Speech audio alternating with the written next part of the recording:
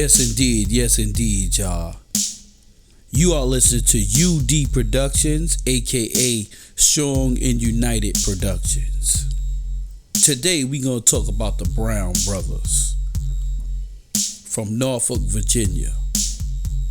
We got Eddie Brown, we got Dwight Brown, we got JB, stands for James Brown, and we got Wayne Brown. Now, these four guys, was the last of a dying breed, the old school breed. These guys right here believed in principle, and they believed in strictly business. They didn't have no killing involved at all, but they were straightforward hustlers that started in Harlem, Manhattan, New York. So it all started with Eddie Brown coming up here first. Eddie Brown came up here first to hustle. What he did was he sold clothes for a living. He did a few little things, to make a living, basically. He was always a hustler. He had multiple stores, clothing stores, very snappy dresser. Basically he was a hustler for the people. He believed in taking care of his family. His family was his whole thing. And he also was a guy that loved women. Eddie Brown was a very smooth, particular brother. He went by the name of Flat Top, actually. And again, these four guys came up from Virginia, Norfolk, because they wanted a better life. They didn't think that Virginia was basically a place where they can start their life. They didn't think that Virginia could give them more than what they actually wanted. So once Eddie Brown came up here, then he sent for Dwight Brown.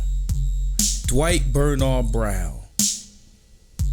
Dwight Bernard Brown was a nurse, actually.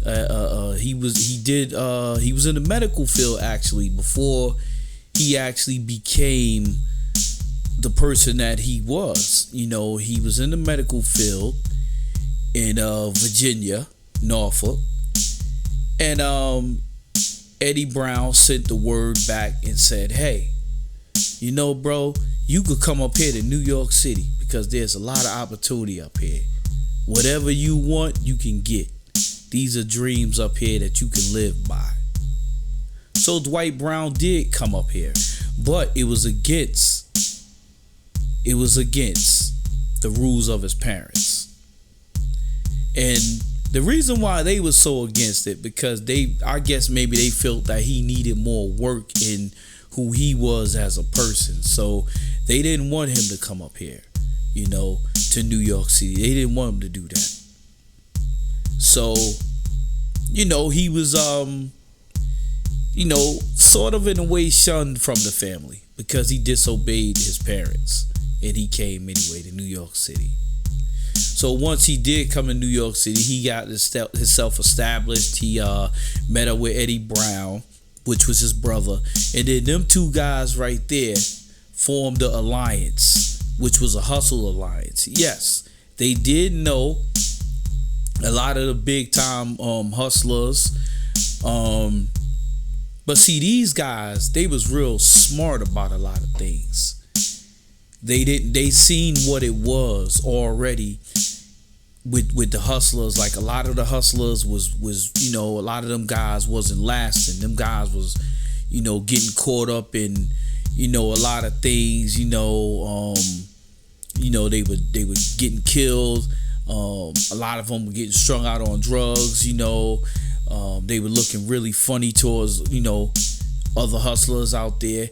And due to the likes of big time names that I care not to mention right now, but these guys right here fell in the realm of those guys. And you already knew who I'm talking about. The hustlers of the 70s, 80s, and then the 90s.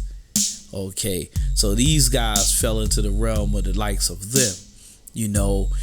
And Dwight Brown actually, this brother right here, was into dice hustling. You know, he actually met up with a brother by the name of Tussie, who actually made trick dice for casinos. So what he did was he showed Dwight Brown how to do this. Bernard Brown. He went by the name in the streets, by the name that is being called, is named Bernard. Bernard was that name that he was being called in the streets. And a lot of people knew him as a guy who would give people breaks. You know, he was a little bit into every little thing. You know, he was into you know, just the hustle, the everyday hustle.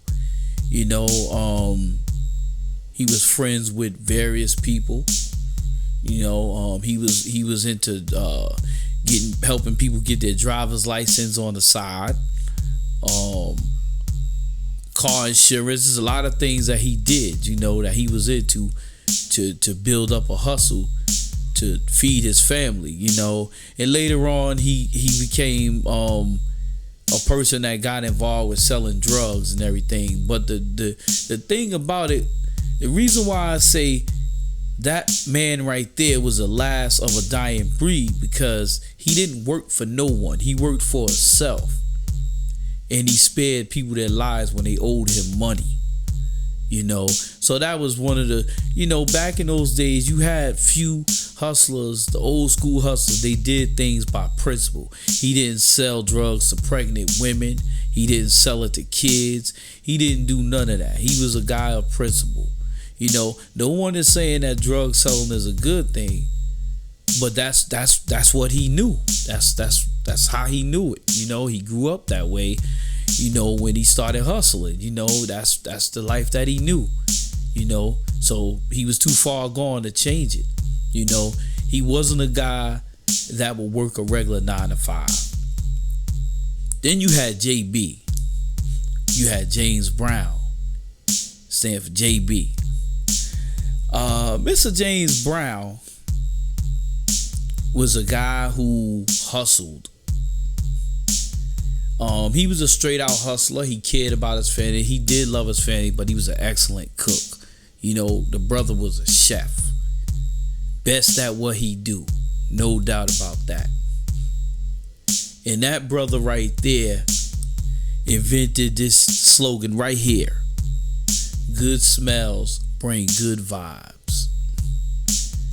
And the sad part about that brother right there was, you know, just like everybody else fell victim to it, he fell victim to something that, you know, it was just a total waste, because he was an excellent person. But you know, things happen in the world where we can't really, sometimes it depends on who you are. You can't shake it. You know, you can't shake it, you know, and it ends up getting the best of you, especially when you don't have people backing you like they should. You know, it just, you know, it becomes something different and totally different. Then you had Wayne Brown. Wayne Brown was a smooth operator. He was into the women a lot. Wayne Brown, he dibbled and dabbled in the drugs a little bit, but he couldn't really deal with the pressures of New York City. So he ended up going back to Virginia to, you know, live out more of his life. You know, he seen what it was with New York City. So, you know, that was something that he wasn't really trying to press like that. So he ended up going back to Virginia. But the whole moral to everything what I'm saying is that these are unseen gangsters. Gangsters that did not put a footprint in New York City like most of them did. And the reason why I said they didn't put a footprint in New York City is because they wasn't into killing people or hurting people. And to be honest with you, they helped a lot of people, because you know what? You cannot stop someone from taking drugs, or you can't. I mean, it's the survival of the fittest when it comes down to New York City. So it's something that we cannot control. We can't control that. But I'm gonna tell you one thing about that. As long as you are a leader, you will never fall victim to anything. And sometimes you can be a follower, but you could be a leader that chose to go on your own zone. And sometimes that could be a downfall. And I'm speaking on these people because Eddie Brown, aka Flat Top, was my uncle. Dwight Bernard Brown was my father. JB, stand for James Brown, was my uncle. And Wayne Brown is my uncle. So I just want to let y'all know. I am a brother that's seen a lot, and I know a lot. We got more to that story that's coming up, though. That's just the beginning right there. So I'm just giving y'all a taste of it. There's a lot of people from Virginia and all over the place that came in New York City, and they seeked out a hustle. Because in the city, the pace is going very fast.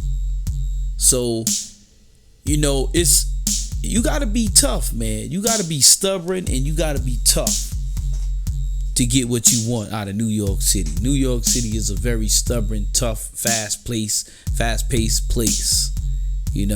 So with that saying, this is UD from UD Productions, aka Strong and United Productions, signing off.